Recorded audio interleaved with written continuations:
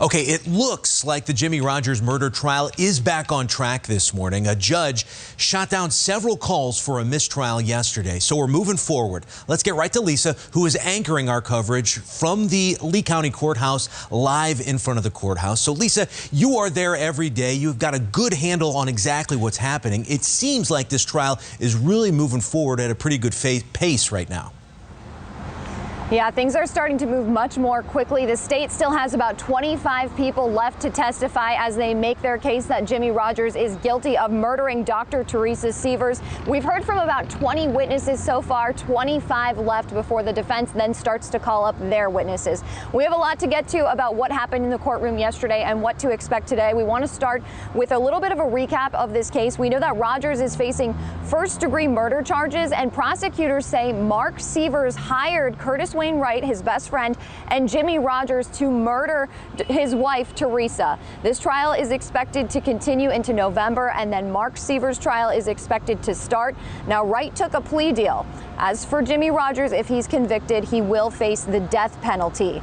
Since opening statements started last week, we've heard a lot from the state about the blue jumpsuits that they claim Rodgers was wearing at the time of this murder. These are the same jumpsuits that they say he wears to work in a mining facility, and that's how he was able to get those jumpsuits. In that time, they've covered how they found the jumpsuit, where they found that jumpsuit. Again, Rodgers wore these for work to avoid harmful chemicals. But for the first time, we're hearing about hard evidence the state says ties it to Teresa's murder. Take a listen. Purple and purple, blue, white variegated cotton fibers exhibiting the same microscopic characteristics and optical properties as the purple, blue, white variegated fibers comprising item 32, which is the coveralls from near roadway, were recovered from the following. Item 2, FBI laboratory item 2, debris from left front floor of the Hyundai Elantra.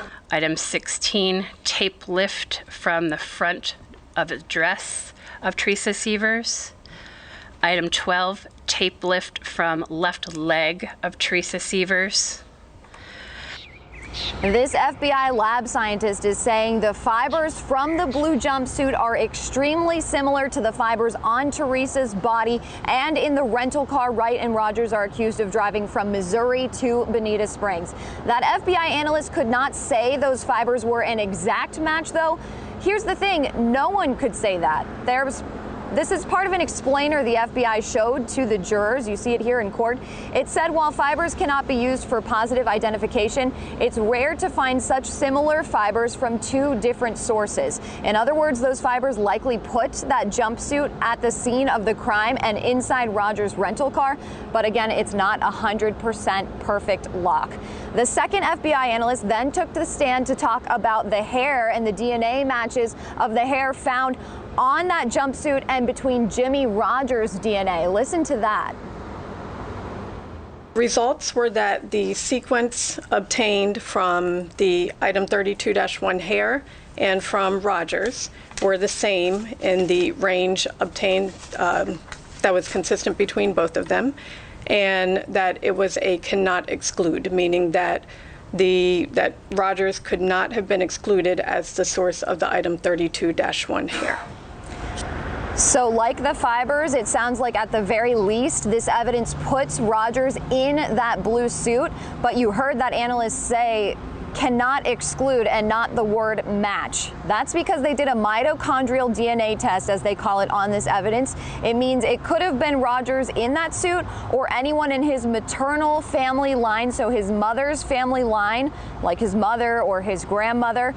But listen to this, that analyst also says there's a 1 in 900 chance that that hair could belong to someone outside of Rodgers' family, a 1 in 900 chance. So not a big chance, but still there is a chance here, 1 in 900, that it belongs to someone outside of Rodgers' family, someone that's not even related to Jimmy Rodgers at all. So in our next hour, we will be speaking with a defense attorney about how concrete this evidence is. Is this evidence enough to convict Jimmy Rodgers of this crime?